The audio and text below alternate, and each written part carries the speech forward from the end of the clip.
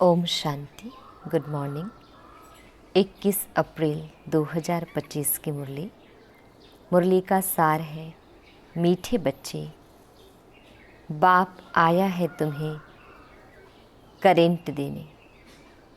तुम देही अभिमानी होंगे, बुद्धि योग एक बाप से होगा तो करेंट मिलती रहेगी। मीठे बच्चे, बाप आया है तुम्हें करेंट देने। तुम देही अभिमानी होंगे, बुद्धि योग एक बाप से होगा तो करेंट मिलती रहेगी। प्रश्न है, सबसे बड़ा आसुरी स्वभाव कौन सा है जो तुम बच्चों में नहीं होना चाहिए? सबसे बड़ा आसुरी स्वभाव कौन सा है जो तुम बच्चों में नहीं होना चाहिए? उत्तर है अशांति फैलाना। यह है सबसे बड़ा आसुरी स्वभाव। अशांति फैलाने वाले से मनुष्य तंग हो जाते हैं। वह जहाँ जाएंगे वहाँ अशांति फैला देंगे। इसलिए भगवान से सभी शांति का वर मांगते हैं। गीत है, यह कहानी है दिवे और तूफान की। ओम शांति। डिटेल है, मीठे मीठे सिकिलदे बच्चों ने गीत की लाइन सुनी। गीत तो यह भक्ति मार्ग का है, फिर उनको ज्ञान में ट्रांसफ़र किया जाता है और कोई ट्रांसफ़र कर ना सके। तुम्हारे में भी नंबरवार पुरुषार्थ अनुसार जान सकते हैं दीवा क्या है, तूफान क्या है। बच्चे जानते हैं आत्मा की जोत उझाई हुई है। अब बाप आए हैं जोत जगाने लिए। कोई मरते हैं तो भी दीवा जलाते हैं, उसकी बड़ी खबरदारी रखते हैं। समझते हैं दीवा अगर बुझ गया तो आत्मा को अंधियारे से जाना पड़ेगा, इसलिए दीवा जलाते हैं। अब सतयुग में तो यह बातें होती नहीं, वहाँ तो सोझरे में होंगे, भूख आदि की बात ही नहीं। वहाँ तो बड़े माल मिलते हैं। यहाँ है घोर अंधियारा, छीछी दुनिया है ना। सब आत्माओं की जोत उझाई हुई है। सबसे जास्ती जोत तुम्हारी उझाई हुई है। खास तुम्हारे लिए ही बाप आते हैं। तुम्हारी जोत उझा गई है, अब करेंट कहाँ से मिले? बच्चे जानते हैं करेंट तो बाप से ही मिलेगी। करेंट जोर होती है तो बल्ब में रोशनी तेज हो जाती है। तो अभी तुम करेंट ले रहे हो बड़ी मशीन से। देखो, बॉम्बे जैसे शहर में कितने ढेर आदमी रहते हैं, कितनी जास्ती करेंट चाहिए। जरूर इतनी बड़ी मशीन होगी। यह है बेहद की बात। सारी दुनिया की आत्माओं की जोत बुझी हुई है, उनको करेंट देना है। मूल बात बाप समझाते हैं, बुद्धि योग बाप से लगाओ, देही अभिमानी बनो। कितना बड़ा बाप है।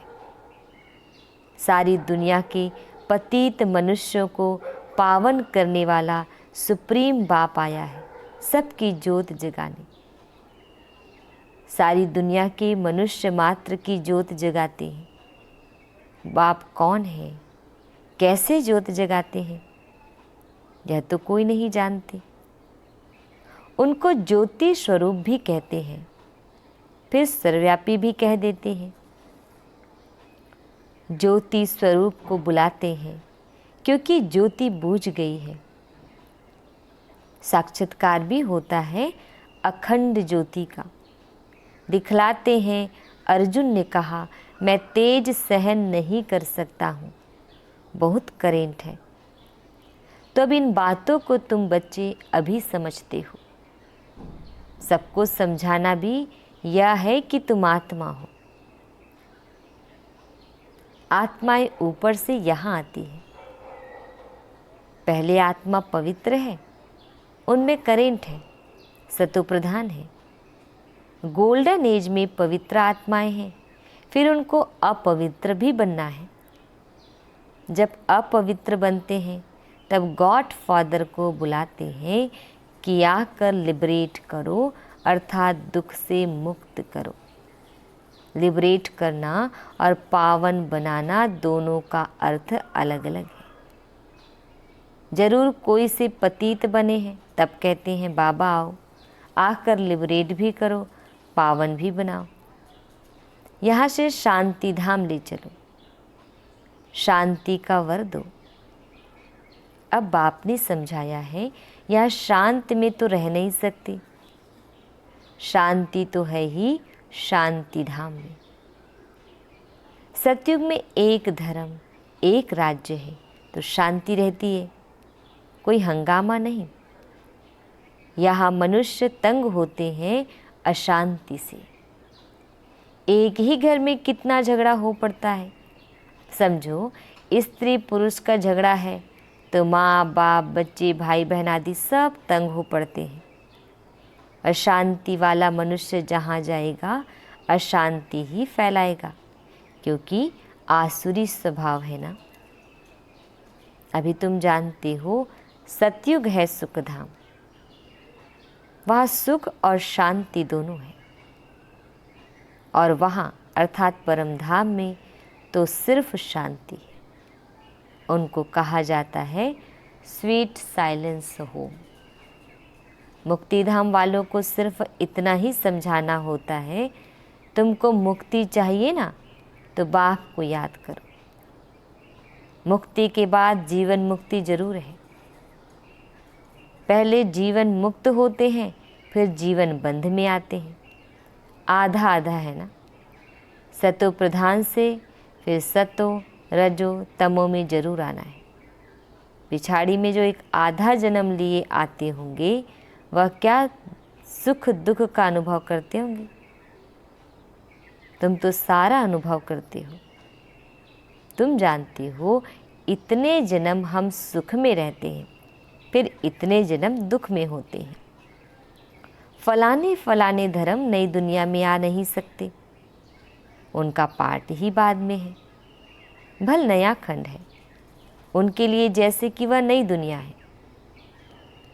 जैसे बौद्धिक खंड क्रिश्चियन खंड नया हुआ ना, उनको भी सतो रजो तमो से पास करना है। झाड़ में भी ऐसे होता है ना, आहिस्ते आहिस्ते वृद्धि होती जाती है।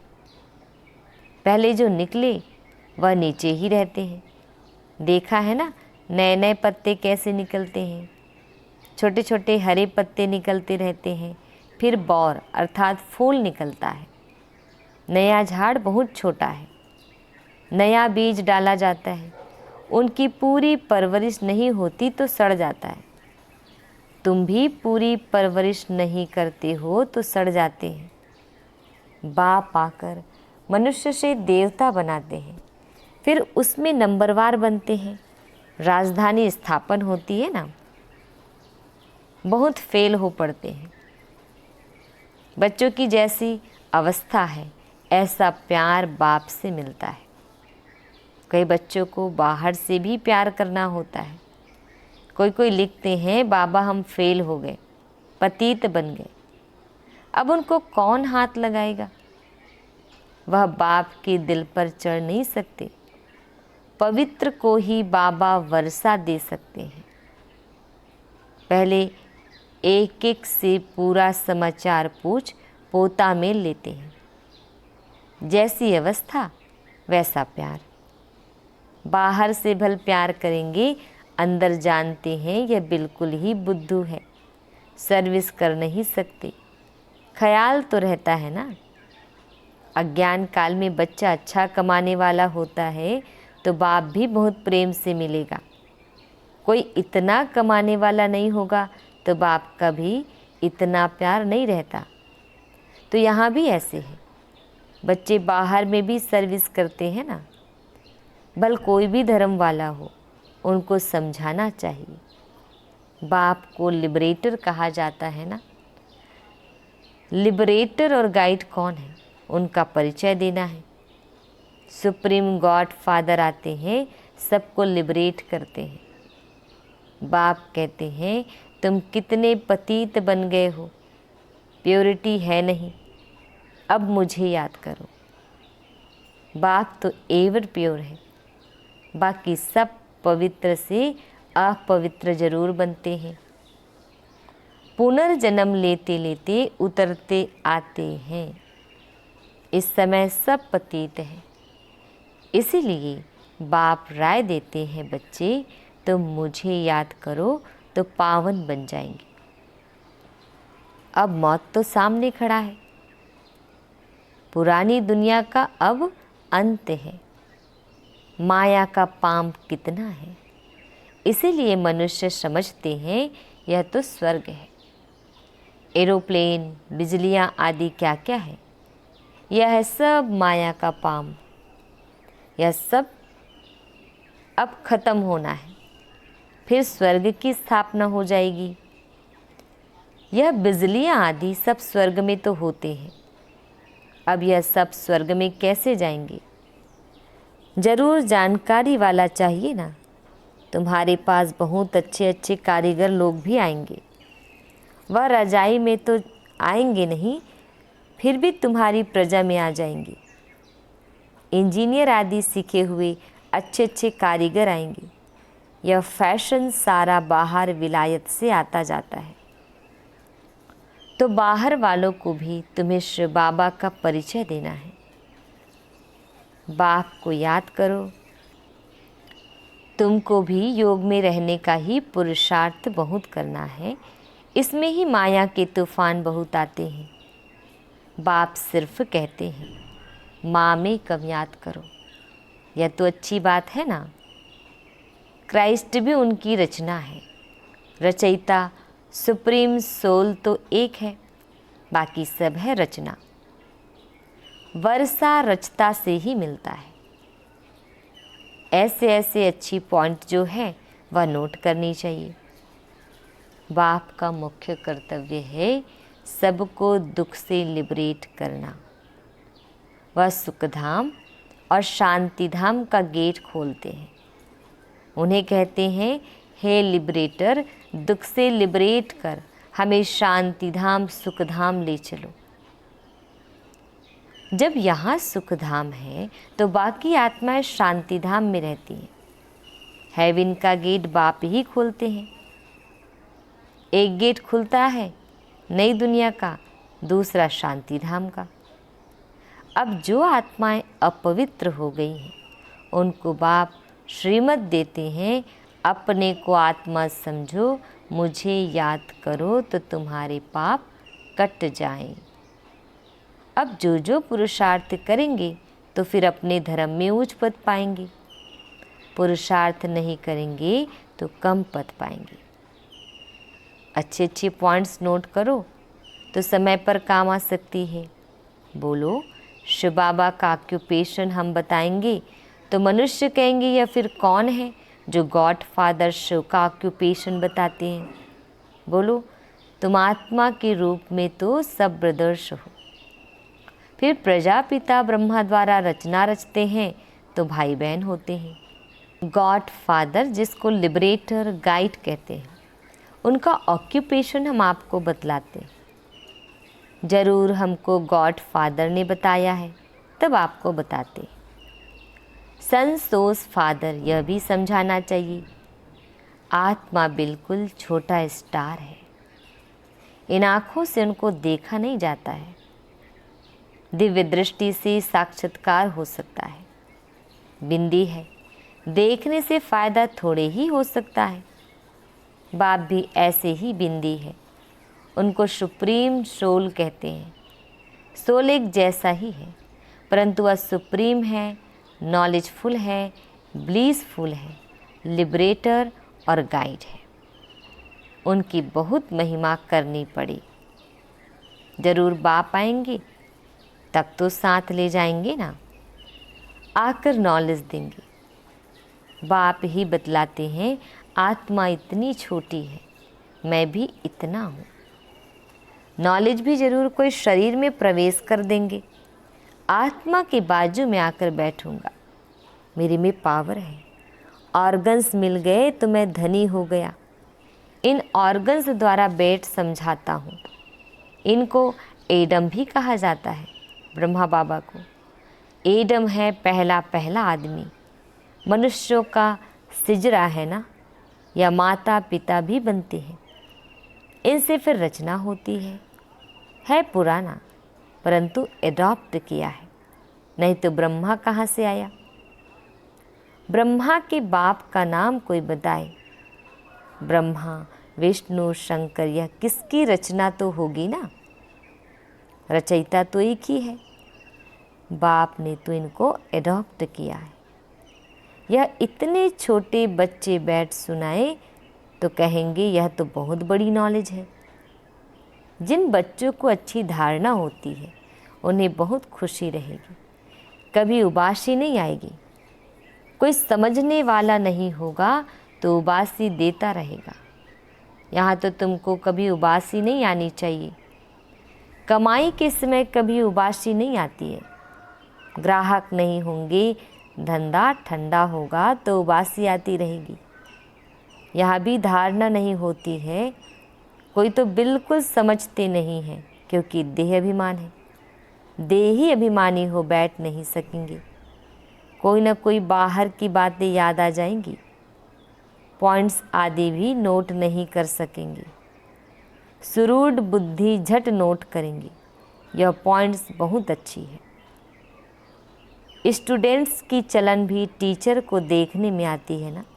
सेंसिबल टीचर की नज़र सब तरफ फिरती रहती है, तब तो सर्टिफिकेट देते हैं पढ़ाई का। मैनर्स का सर्टिफिकेट निकालते हैं। कितना अपसेंट रहा वह भी निकालते हैं। यहाँ तो भल प्रेजेंट होते हैं, परंतु समझते कुछ नहीं, धारणा होती नहीं। कोई कहते हैं बुद्धि डल है, धारणा नहीं होती। बाबा क्या करेंगे? यह तुम्हारे कर्मों का हिसाब किताब है। बाप तो तदबीर एक ही कराते हैं। तुम्हारी तकदीर में नहीं है तो क्या करेंगे? स्कूल में भी कोई पास कोई फेल होते हैं। यह है बेहद की पढ़ाई। जो बेहद का बाप पढ़ाते हैं और धर्म वाले गीता की बात नहीं समझेंगे। नेशन देख समझाना पड़ता है। पहले पहले ऊंचते ऊंच बाप का परिचय देना पड़ता है। वह कैसे लिबरेटर गाइड है। हेवन में यह विकार होते नहीं। इस समय इनको कहा जाता है शैतानी राज्य। पुरानी दुनिया है ना, इनको गोल्डन एजिट नहीं कहेंगे। नई दुनिया थी, अब पुरानी हुई है। बच्चों में जिनको सर्विस का शौक़ है तो पॉइंट्स नोट करना चाहिए। अच्छा, मीठे मीठे शिकिल दे बच्चों प्रति माता पिता बाप दादा का याद प्यार और गुड मॉर्निंग। रूहानी बाप की रूहानी बच्चों को नमस्ते। हम रूहानी बच्चों की रूहानी माता पिता बाप दादा जी को याद प्यार गुड मॉर्निंग और नमस्ते। शुक्रिया मीठे प्यारी बाबा, आपका लाख लाख शुक्रिया। धारणा के लिए मुख्य सार है। फर्स्ट पॉइंट है, पढ़ाई में बहुत बहुत कमाई है, इसीलिए कमाई खुशी खुशी से करनी है। पढ़ते समय कभी उबासी आदि ना आए। बुद्धि योग इधर उधर ना भटके। पॉइंट्स नोट कर धारणा करते रहो। सेकंड पॉइंट, पवित्र बन बाप के दिल का प्यार पाने का अधिकारी बनना है। सर्विस में होशियार बनना है। अच्छी कमाई करनी और करानी है।